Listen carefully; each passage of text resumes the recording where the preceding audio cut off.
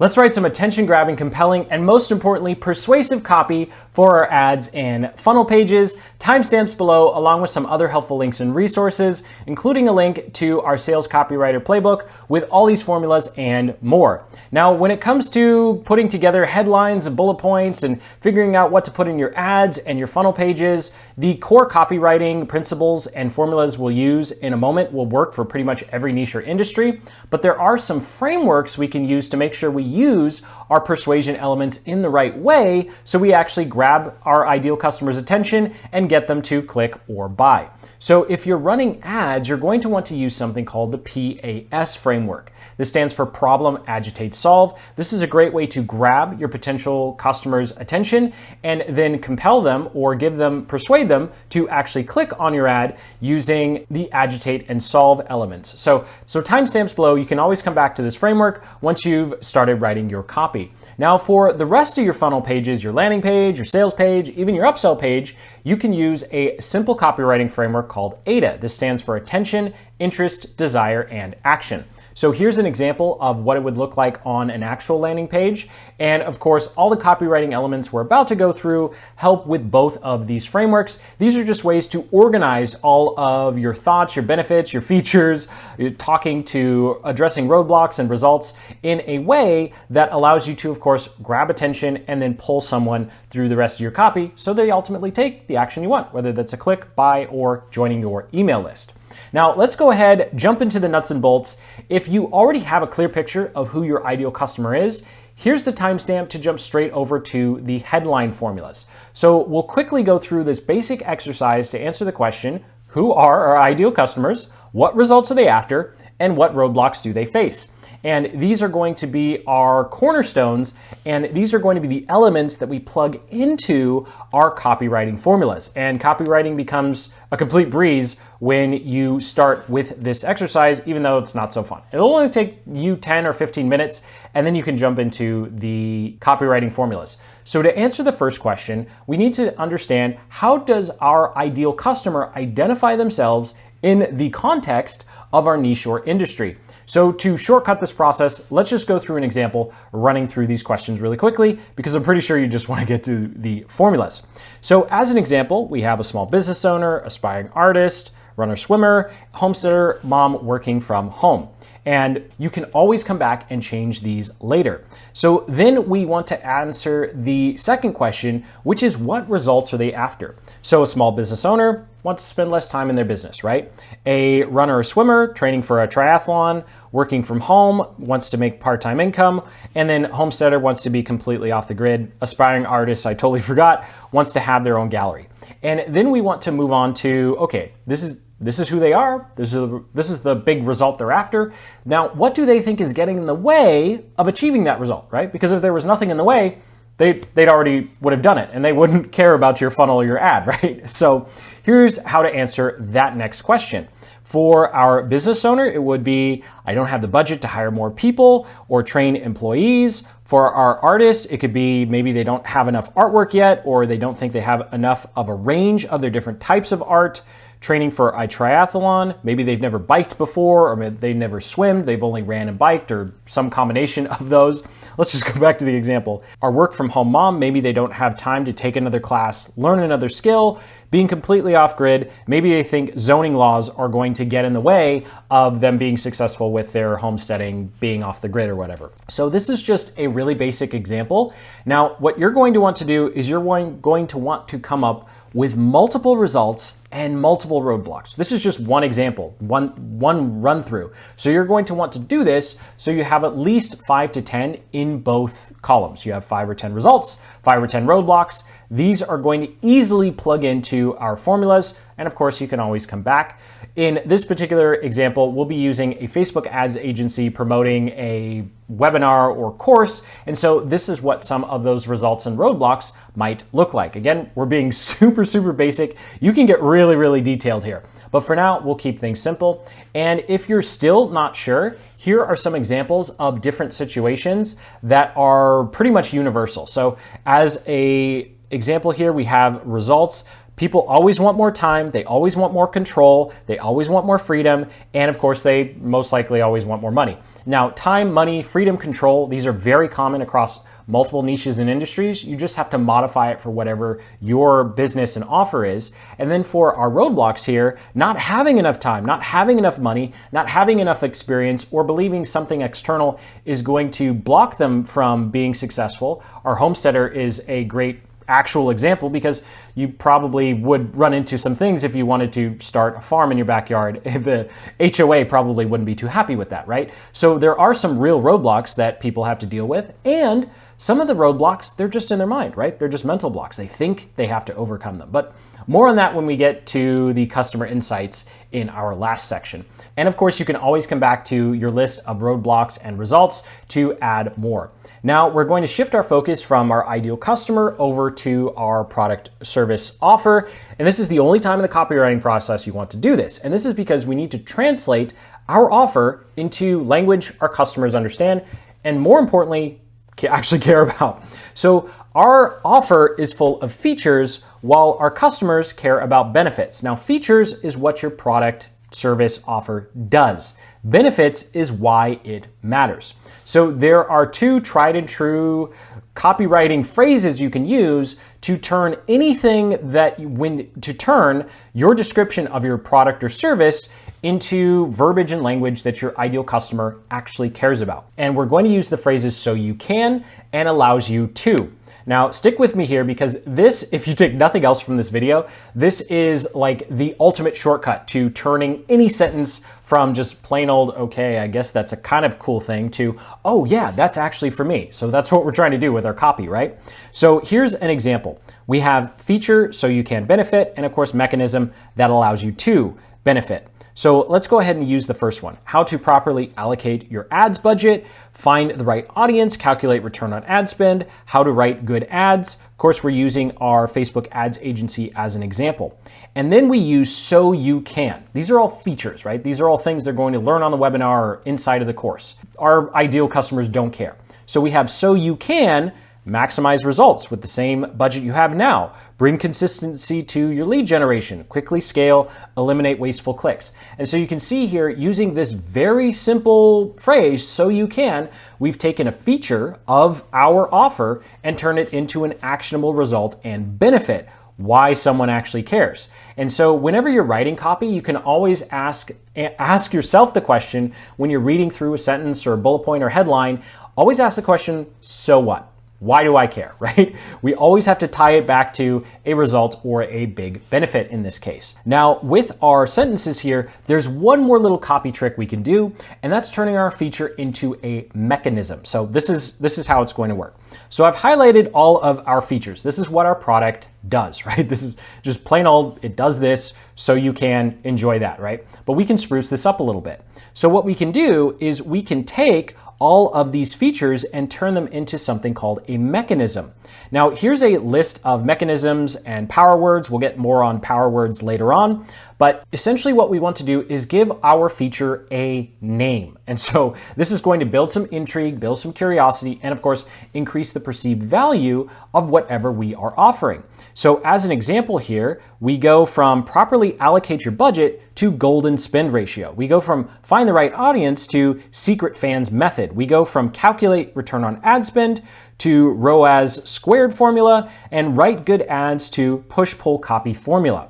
And then using the power words that we have on the right-hand side, we can go ahead and change our sentences from looking like how to and so you can to an actual phrase that has a lot more punch. So we go to leverage the golden ratio, or the secret fans method, or deploy the ROAS formula, or how the push-pull formula allows you to, and then result or benefit at the end. And so if you take nothing else, you're like, this is way too long and I feel like I get it already. This is a good 50% of what copywriting is all about, is taking some sort of feature, transforming it into a unique mechanism to build some curiosity and intrigue around it, and then of course tying it back to a specific benefit or result, always answering the question, Why should I care? So go ahead and hit that like button if you're still with me. Comment below with any of your copywriting questions. Now it's time to actually look at some formulas now that we have the basics of copywriting down,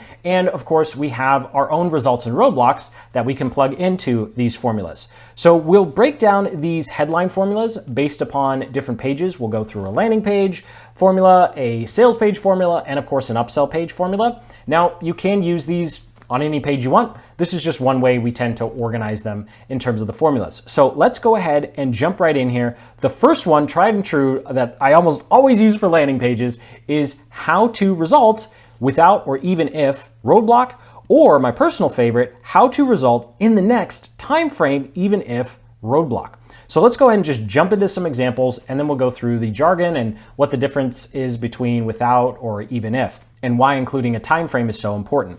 So here we have how to cut your ad CPC cost in half without starting all over. Jumping down a little bit, how to invest $1 and get 1.5 back, even if your campaigns aren't working. And then the last one, how to hire an expert copywriter, even if you're on a tight budget. So of course you can always pause table of contents to come back to this. Won't bore you reading everything that you could just read for yourself. But you can see here, all we're doing is we're taking those results that we listed out in step number 1, and then we're taking those roadblocks and we're just plugging them into the formula. And that's it. That's literally all we are doing here. Of course, I'll go through an actual example of how I like to follow through with this process. But the point here is we're always focused on results and roadblocks, right? We're never talking about our product is super awesome. This lead magnet offer is super cool. We are always focused on what it does for them and what it helps them overcome or sidestep. So jumping into a basic Google Doc here, we'll start off with my favorite formula. So this is actually how my personal copywriting process works. And of course, being completely blatantly honest with you, I consider myself a pretty average amateur copywriter, right? So here's how I like to go through it. We have how to, and then I just list out all the different results that are, let's say this is for a landing page, right? So we're offering a lead magnet or a webinar. So all of the results that our lead magnet or webinar will help our potential leads achieve. And then we have in the next, so 7 days, 45 minutes. I like using this formula on a landing page specifically. I'm gonna get a little sidetracked here, because with your lead magnet, you want your ideal customers to have an immediate result, right? So we don't want to say in the next 90 days. Okay, I'm gonna watch a free webinar, then I'm gonna go take action, and then maybe 90 days later, I'll be happy and I'll come back and purchase your product or service. Probably not, right? So we want this to be a really short time frame, whereas if we were using a time frame for, let's say, $1,000 course, well, then we should talk about 60 days, 90 days, because that longer time frame would justify that high price tag, whereas here we want to give someone a quick win. All right, I'll get off that tangent, go back into the formula. So then we could use without or even if. Now, without, we have increasing ad spend, starting over, even if you're new to advertising, this is overwhelming, not a numbers person, don't have time to learn. Now, a good rule of thumb is to look at without as something that is external. So without is something that is happening to the person that they get to sidetrack, right? So they're walking down the street and there's a pothole right there, right? So they can just go around it. They don't have to go through the pothole without dealing with the pothole, right? I think my hands were too low there. Whereas even if this is something internal, they're walking down the street and it's a belief, maybe it's their past experience, it's something that they're carrying with them. And so this is something that's internal that they think, oh, I have to overcome this. I have to be a better person. I have to have this skill. I have to have this ability. I need to have more money, more experience, more time, right? And so that's what you want to fill in with the even if. And just between you and me, I really like even if most of the time when it comes to copywriting because it's a lot more personal.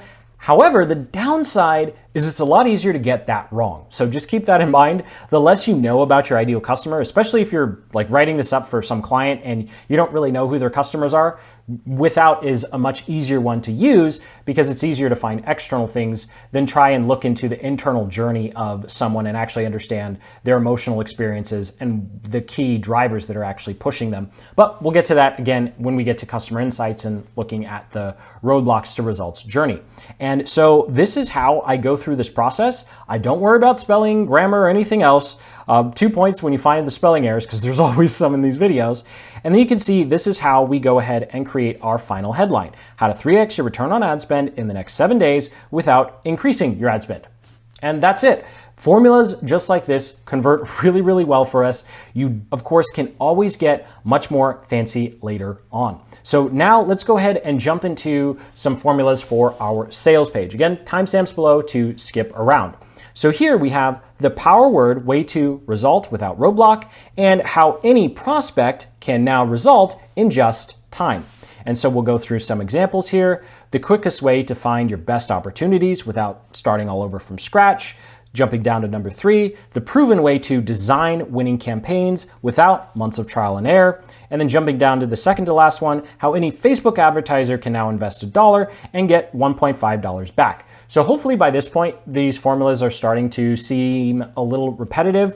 And again, here is a list of power words. You can always head over to your favorite search engine, just search copywriting power words, and there are tons of blog posts with lots of lists. None of these are proprietary, right? In fact, when we get to the messaging landscape section, you'll see that most of these power words came from just our own survey of other copywriters. So let's jump back into a Google Doc here, and we'll go through the exact same process we did with the first headline. And of course, I'll go a little faster now. Hopefully you're seeing the process. So here we go. The power word way to result without roadblock, right? So first we start with the power word. We just list out a bunch, right? Power words are very generic in the copywriting sphere. So it's not like you're plagiarism or anything if you use one of these, right? And then way to get more followers, double return on ad spend, eliminate, craft better ads, get more clicks. And then of course we have without, right? And these are the things that we are removing.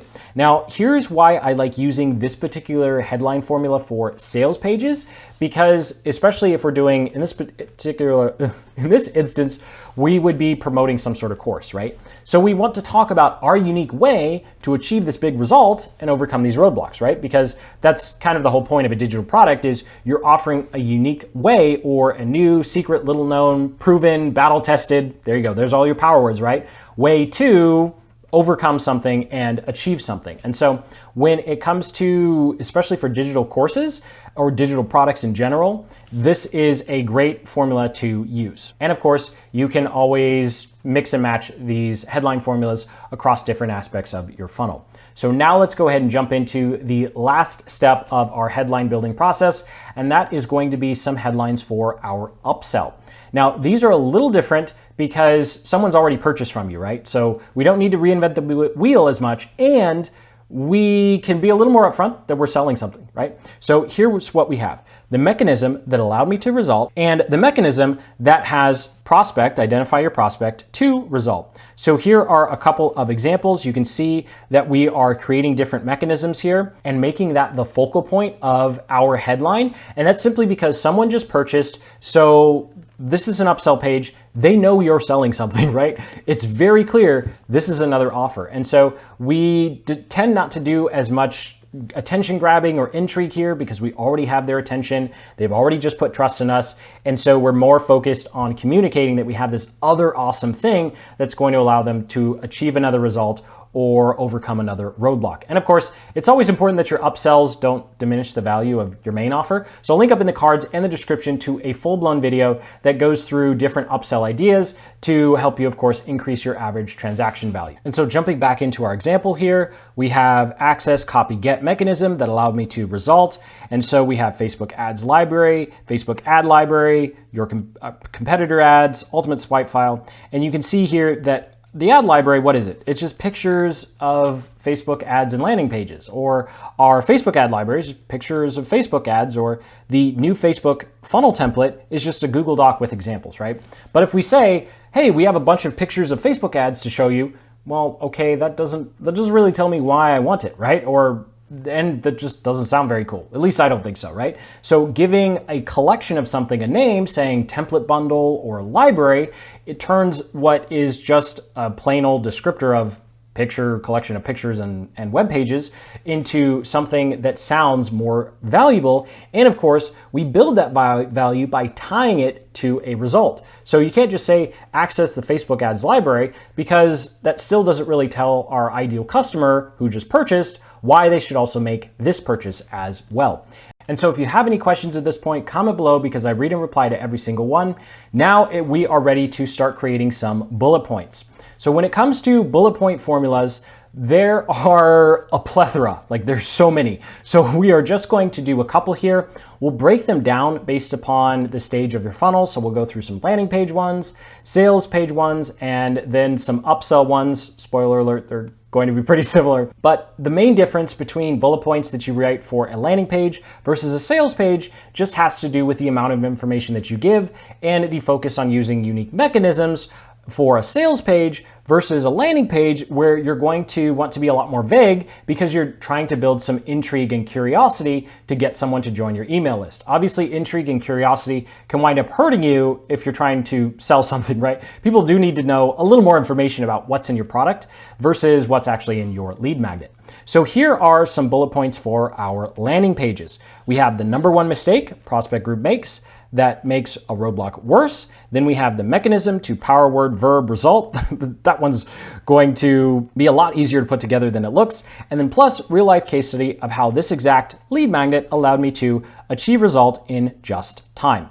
And of course, if you used any sort of time element in your headline, you probably wouldn't want to use this time element again in your bullet point. So there are some places here where you do need to make your bullet points in the context of whatever you wound up putting in your headline for that particular page. So jumping back into our example here, we have the number one mistake 99% of Facebook advertisers make that forces Facebook to waste your ad spend, the golden spend creative ratio to effortlessly create highly effective ads, and then plus a real life case study of how this exact audit allowed our clients to turn a campaign from broke to profitable in just 72 hours. And so with each one of these bullet point formulas, you can see here we're just filling in the blanks.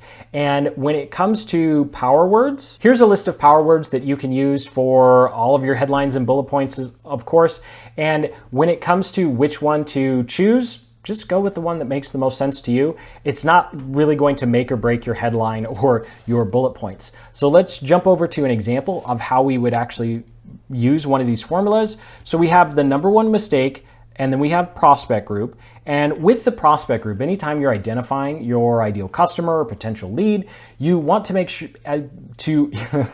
you want to be as specific as you can. So simply saying new advertisers or Facebook advertisers is not as powerful as saying gym owners or e-com shop owners, because copy that tries to speak to everyone winds up connecting with no one. And so what you do want to make sure that you're focused on here is your one ideal customer, because the more you alienate everyone else, the better you're going to connect with that one person that's actually going to do business with you, as opposed to just trying to get as many people to sign up on your landing page as possible, and then you're just sending emails to people who are never going to purchase anyway, and they're just taking up space on your email server. And of course, then I think I spent way too much time on that. We have that forces Facebook to make. And so this is something that you can do with this formula as well, which is why I wanted to use this one as an example. If you can find an external force that might be creating some hardships on your ideal customer, and you can shift the blame of not achieving a result to that external source, that is a really powerful copywriting technique. I really actually like using that in sales letters a lot. This is a concept of creating an external enemy, so you can kind of take the blame and responsibility of maybe your customer's not taking action or not finding the results that they want and put it on something else, and then all of a sudden your customer's off the hook, and subconsciously it gives them a tiny, minuscule little dopamine hit because you've removed some responsibility. And then of course we're putting this responsibility right back on, because if they don't take action, now that they know the truth, then it becomes their responsibility. I probably could have explained that way better, but let's just go ahead and move on. So forces Facebook to make, and then we just have some roadblocks that could become worse if they're not addressed. So that does it for our bullet points for our landing page. So now let's go ahead, jump over to some bullet points for our sales page. We have learn how to verb, so you can break roadblock to result, peek behind the curtain, and then access the mechanism, which provides you with mechanism I personally use to result. Wow, that last one is wordy. And then I have two repeated from the landing page, because yes, you can mix and match these across your entire funnel. I literally have a funnel where I use the same 3 bullet point formulas: landing page, sales page, and one of the upsells, all three of them convert, because it's not about the formula that you're using, it's about what you're plugging into these, because the results and the roadblocks and the mechanisms you create and talk about, that's what's going to drive your copy forward. Not figuring out, should I do learn how to versus peek behind versus access the, like that it comes second to how you're communicating. These are just ways to communicate what's more important, because that's why it comes second to those results and roadblocks. I started talking over myself here. You can tell I get a little overexcited. So let's jump back in here. Learn how to launch your own buyer campaigns so you can eliminate wasteful clicks to double your leads with the same budget you have now. So this is essentially a bullet point that's taking some frameworks and elements from multiple formulas and sticking it together. And the more you go through this process, the easier it will become to mix and match these. So here we have peek behind the curtain at our highest performing campaign structures, so you can copy them for yourself. I'll get into that example in a moment here. And then access our exclusive campaign kit, which provides you with the tools and creative templates we use to consistently craft high converting ads. Now, of course, just saying tools, we could probably come up with a better name for that, right? But when you're going through the first round, here's a list of mechanisms that you can literally just copy, paste into your own bullet point formulas, own headline formulas, and then you can always come back and say, okay, is there a more creative or more unique way to say this that builds a little bit more curiosity, or in the case of our sales page, gives a little bit more information about what specifically is in your offer. So let's jump back in for the last example here. Peek behind the curtain at our power word mechanisms so you can result. So we have peek behind our, and then we have a couple of power words here. Then we go ahead and create a mechanism. So another thing that you can do, especially if you're creating any sort of digital product, even with a service, we have how to create ad images, how to write ads, how to budget your ad spend. And then I just give names to all of the how-tos, everything that they're going to learn inside of this course. Let's just call it a method, technique, strategy, tactic, or framework, and then just kind of give it one of those names and use it. So in this particular instance, we have campaign structures. So simply saying, take a look at our campaigns. All right, if we ask the question, why do I care? The answer is, I don't know. Why would they care? So we wouldn't have a bullet point that just says, peek inside our own campaigns, right? And so we take campaigns, and instead of just saying campaigns, we say campaign structures. Why? Because that insinuates that it's something that can be pulled out and duplicated, right? Because if we just say campaigns, then we're left wondering, okay, so do I get some sort of framework or strategy? Like how do I just copy yours? I can't copy yours because I'm in a different niche or industry. I can't just copy what you have. But as soon as we add a mechanism element to it and say structure, framework, tactic, strategy, all of a sudden, it's something that can be duplicated. It insinuates that it can be copied, it can be replicated, and it can be customized. And so that's what we want to communicate with our unique mechanisms here. So that's our unique mechanism, campaign structure. And then of course, we're saying highest performing to say that these are really well. We could have just as easily said our most profitable, right? But then we'd run into the roadblock of, well, what if we were trying to get people who weren't necessarily running Facebook ads to sell something? What if they were running Facebook ads to just get leads? Now we're saying profitable, and someone who just wants phone calls is looking at it going, well, I need leads, I don't need sales. And I know that sounds silly, but that when you have less than 3 seconds to grab someone's attention in a bullet point, a headline, an ad, those types of little micro things matter. And so in this particular instance, we went a little broader and just said highest performing. That way our ideal customer could fill in the blank with highest performing being more leads, more views, more likes, more sales, right? And of course, if it was important, then we would specify if it's leads, likes, sales, or views. So I think I spent a little too much time on that. Hopefully these little anecdotes are helping, because when you go through these, there's always so many little things to think about.